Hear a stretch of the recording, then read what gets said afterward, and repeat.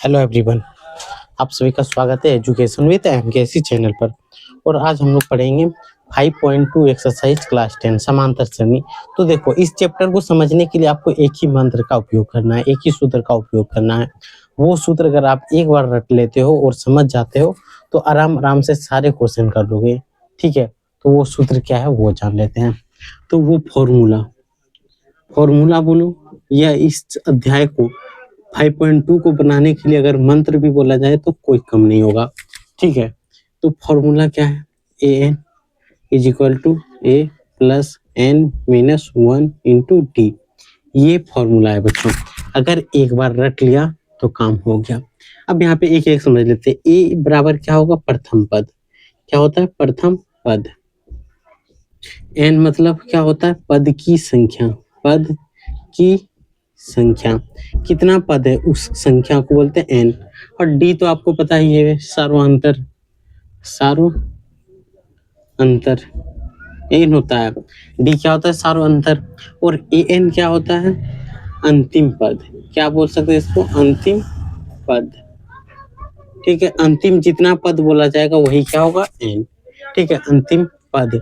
जैसे कि मान लो एक ऐसे श्रेणी दिया हुआ, ऐसे एक 85 दिया है, तो ये अंतिम पद 85 है, तो यही 85 ए एन होता है। क्या होता है बच्चों? एन।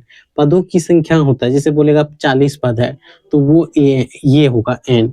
बोलेगा पद अंतिम पद ये है, बोलेगा अंतिम यानी लास्ट पद जो है वो 80 है तो उसको बोलेंगे ए एन। अंतिम पद जब बोलेगा तो वो अंतिम, और बोलेगा पदों की संख्या कितनी है तब आपको ये एन सोचना चाहिए बच्चों। समझ में आया या नहीं आया? बताओ। ये आप याद कर लोगे तो जल्दी से जल्दी इस वीडियो को लाइक और सब्सक्राइब नहीं करना है। ठीक है, जल्दी से जल्दी नहीं करना है। जब आपको समझ में आ जाए तभी लाइक और सब्सक्राइब करना है। अगर आप चाहते हो ए प्लस लाएं तो पहले एक बार देख लो, उसके बाद ऐसे बताएंगे कि 99% है कि एक भी क्वेश्चन आपसे नहीं छूटेगा एग्जाम में। ठीक है, 99%। बाकी 1% तो बता नहीं सकते। ठीक है, एक भी क्वेश्चन आपसे नहीं छूटेगा, इतना उम्मीद रखना है। साथ ही साथ आपको बनाने का ट्रिक बताएंगे, कैसे बनता है, कॉन्सेप्ट बताएंगे। ऐसे नहीं कि आप बैठो रट लो। तो देखो सिंपली क्या होगा, इस चीज में या तो ये दिया होगा या तो नहीं दिया होगा, तो उसे हमें लोग निकालेंगे। और कैसे समझेंगे कि हमें ये चीज निकालना है, तो वो भी आपको बताएंगे। बस आपको 20 मिनट का टाइम देना है। ठीक है, 20 मिनट अगर आपके पास है तो टाइम जरूर से जरूर दें। 20 मिनट में अगर आपको समझ में आ जाए तो ही सब्सक्राइब करना और तो ही लाइक करना। और अगर 20 मिनट में पसंद हो जाए तो ए प्लस मार्क समझ जाना कि कंफर्म है, यानी 99% मार्क्स आपका आना कंफर्म हो जाए। चाहे आप झारखंड बोर्ड में हो या आप बिहार बोर्ड में हो या आप यूपी बोर्ड में हो, कहीं पे भी हो, न्यू एनसीईआरटी में जो दिया है हर जगह पे वही चीज है बच्चों। तो ये आप ध्यान रखना। तो चलो शुरू करते हैं। क्वेश्चन नंबर 1 से स्टार्ट करेंगे। ठीक है, क्वेश्चन नंबर 1 देखो क्या है, पढ़ के सुना रहे हैं, आप ध्यान से सुनना। निम्नलिखित सारणी में रिक्त स्थान को भरिए।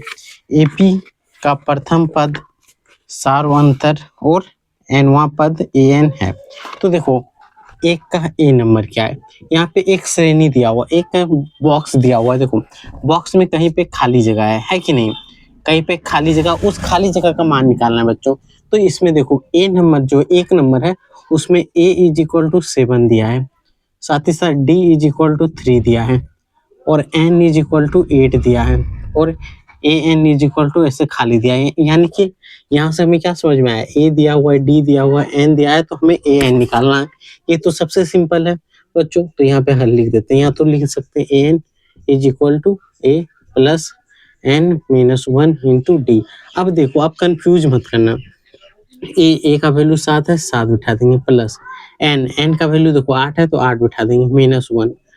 यहाँ देखो कुछ नहीं समझ में आए, ऐसे रहे ब्रैकेट के बाद कुछ भी, अगर प्लस माइनस नहीं दिखे, यहाँ देखो प्लस दिख रहा है, यहाँ दिख रहा है नहीं, तो फट से गुणा का चिन्ह दे देना। डी बराबर 3 है बच्चों, 3 बिठा दो। 7 प्लस 8 में 1 घटाओ, कितना बचेगा? 7 गुना 3 तो 7। अब देखो ये दोनों गुणा का संबंध, गुणा करो, 7 या 21, 7 और 21 जोड़ेंगे तो कितना होगा? 28। तो ये हो गया ए एन बराबर 28। A N is equal to 28। A N का बराबर कितना होगा? 28। तो ये पहला क्वेश्चन का आंसर हुआ बच्चों। समझ में आया? देखना कितना आसान है, सिर्फ आपको फॉर्मूला बिठाना है। अब आते हैं क्वेश्चन नंबर 2 नंबर के खाली जगह पे। तो देखो जो जो दिया हुआ है उसे हम लोग नोट करते चले जाएंगे। जैसे कि a is equal to minus 18 दिया हुआ है। इस बार d इज इक्वल टू खाली जगह है, चलो कोई बात नहीं। n इज इक्वल टू 10 दिया है और an इज इक्वल टू 0 दिया है। चलो बच्चों यहाँ पे ध्यान देना कि ये चीज नहीं है, एक चीज नहीं है और बाकी सारा तो है। तो हम लोग यहाँ an का फॉर्मूला में बिठाएं बच्चों, तो बोलोगे हाँ बिठा सकते हो आप। an is equal to a plus n minus 1 into D, यही होता है। a का वैल्यू कितना है -18, तो -18 बिठाएंगे, प्लस n का वैल्यू कितना है बताओ, n इज इक्वल टू 10, तो 10 माइनस 1। अब d का वैल्यू कितना है बताओ, कुछ नहीं है तो गुना d ही लिख देंगे बच्चों, ठीक है। और यहाँ an की वैल्यू 0 है तो यहाँ हम लोग 0 बिठा सकते हैं। अब आप द्विघात समीकरण पढ़ा है, एक दो चर वाले समीकरण पढ़ा है, तो यहाँ पे एक समीकरण बनेगा बच्चों और वो समीकरण आपको हल करने सिखाएंगे। तो देखो -18, तो इसको उठा के इधर कर दो, +18 बराबर 10 में 1 घटा दो 9, और 9 गुना यहाँ देखो 10 में 1 घटाएंगे 9 बचेगा, 9 गुना डी करेंगे 9 डी होगा। अब यहाँ पे हम लोग डी बराबर लिख सकते हैं, 9 गुना में है तो इधर आके क्या होगा भाग में, तो इससे भाग देता हूँ, 2 आया, यानी डी इज इक्वल टू 2। यही तो आंसर आया। देखो कितना आसान लगा। जो क्वेश्चन में बोले वो आपको नोट ही करना है, ठीक है। क्वेश्चन नंबर 3 पे चलते हैं।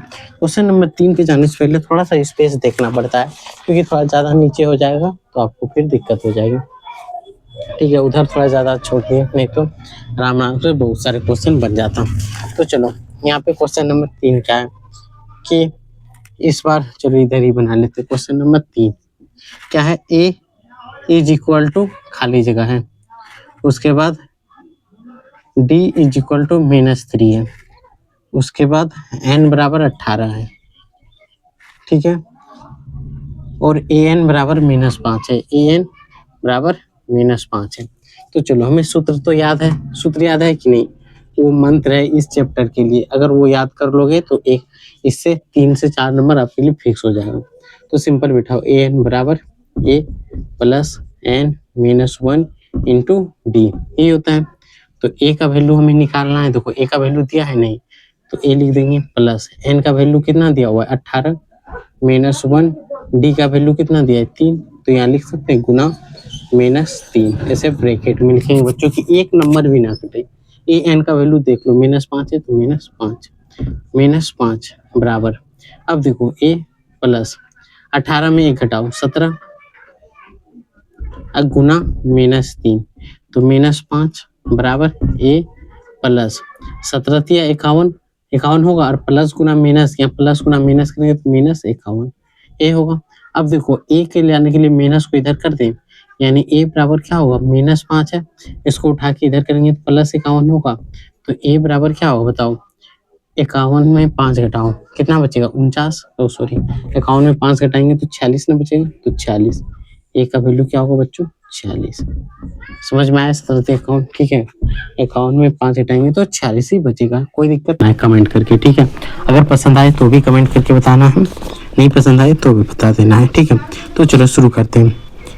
चौथा नंबर an, अब इस बार क्या दिया है बच्चों, a इज इक्वल टू दिया है -18.9, यहाँ से बनाते थोड़ा ज़्यादा जगह होगा, यहाँ से ले लें।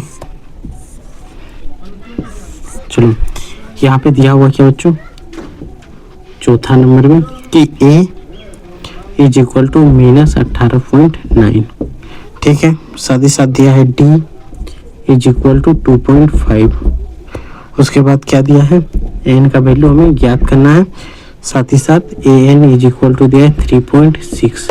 तो देखो बच्चों जो चीज़ भी निकालना है हमें एक ही मंत्र एक ही फॉर्मूला पे बिठाना है, वो क्या है an बराबर a plus n minus 1 into D, ठीक है। an का वैल्यू क्या है 3.6, a का वैल्यू कितना है -18.9, n का वैल्यू कितना है बच्चों बताओ, n का वैल्यू n ही रखेंगे -1, d का वैल्यू 2.5 है। तो चलो ये माइनस है तो इधर आके क्या होगा बच्चों बताओ फटाक से, प्लस होगा कि नहीं।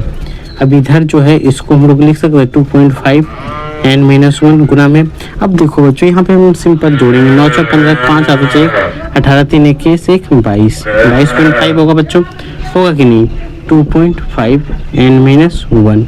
ठीक है, अब ये गुना में इधर आके क्या होगा बच्चों, भाग में होगा कि नहीं, तो 22.5 भागा 2.5 ये होगा बच्चों। अब देखो इधर क्या बच गया n माइनस 1, जो बच गया उसी को लिखेंगे। अब देखो एक एक अंक के बाद 10 हटा दें तो यहाँ बच जाएगा क्या 22 भागा 22.5।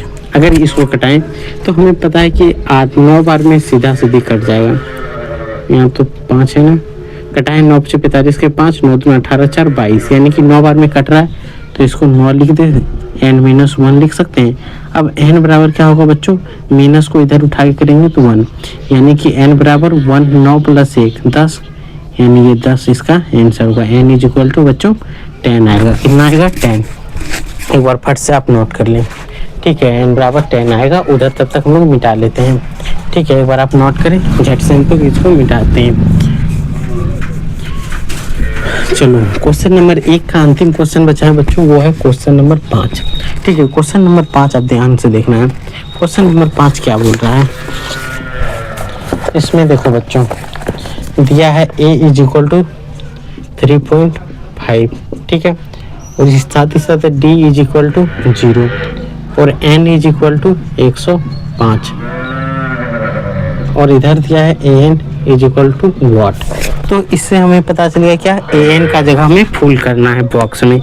मंत्र तो हमारे पास एक ही है, उसी मंत्र का उपयोग करेंगे। कौन सा मंत्र है, तो देखो an बराबर a plus n minus 1 into D. an का वैल्यू हमें नहीं पता है, इसी का तो हमें निकालना है। तो चलो a का वैल्यू तो हमें पता है 3.5 प्लस n का तो वैल्यू पता है 105 माइनस 1 और d का वैल्यू पता है 3.5। तो देखो d का भी वैल्यू 3.5 कहाँ से आ गया, d इज इक्वल टू 0 है बच्चों, ध्यान से देखो। अब देखो 3.5, अब इन पूरे को अगर 0 से गुना करेंगे तो 0 ही होगा। तो यहाँ से an इज इक्वल टू क्या आएगा 3.5 बच्चों, यहाँ an इज इक्वल टू क्या आएगा 3.5 और यही इसका आंसर होगा। कोई दिक्कत। अब बढ़ते हैं क्वेश्चन नंबर 2 पे। क्वेश्चन नंबर 1 वहीं पे समाप्त हो गया, क्वेश्चन नंबर 2 का 1 नंबर पे चलते हैं। ठीक है, ध्यान से पढ़ना है और ध्यान से समझना है। देखो क्या दिया है, निम्नलिखित में सही उत्तर चुनिए और उसका औचित्य दीजिए।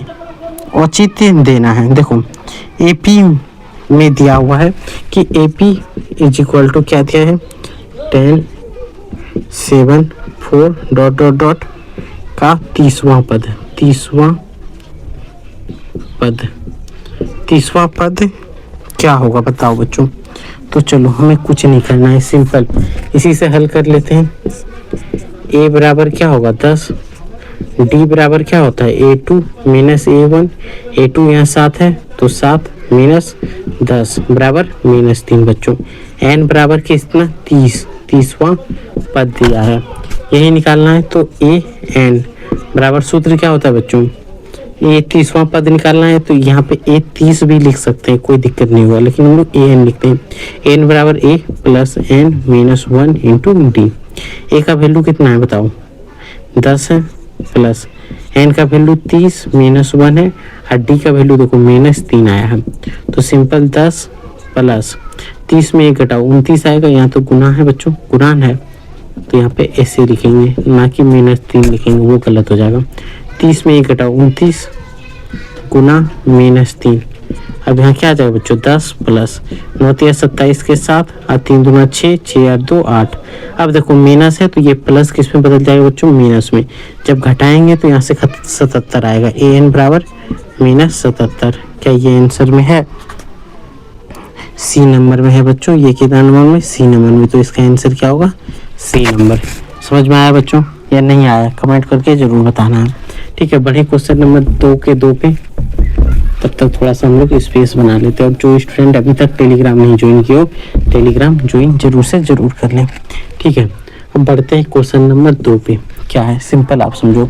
क्या दिया हुआ है कि एपी में एपी बराबर क्या क्या दिया है, देखो एपी बराबर -3 माइनस 1/2 इंटू 2 ऐसे दिया है। खाली जगह का 11वां पद, का 11वां पद पद जहाँ भी दिया हो रही तो समझ जाना क्या है, 11वां पद निकालना है हमें। तो ये तो n दिया है, तो चलो यहाँ से लिख दे हल n is equal to 11, a is equal to -3, d बराबर, यही जो जो चीज़ का जरूरत होता है फॉर्मूला में वही निकालेंगे। d बराबर क्या होगा, a2 - a1, a2 का वैल्यू कितना है बताओ, -1/2, यहाँ माइनस है और माइनस प्लस हो जाएगा 3।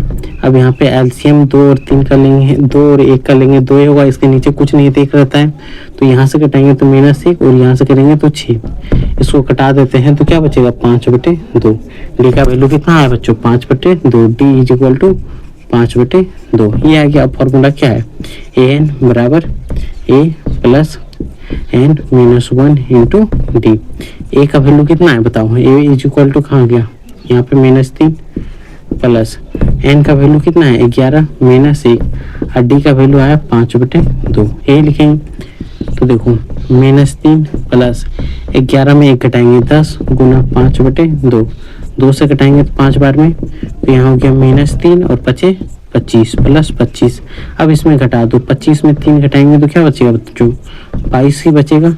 तो ए एन इज इक्वल टू कितना होगा,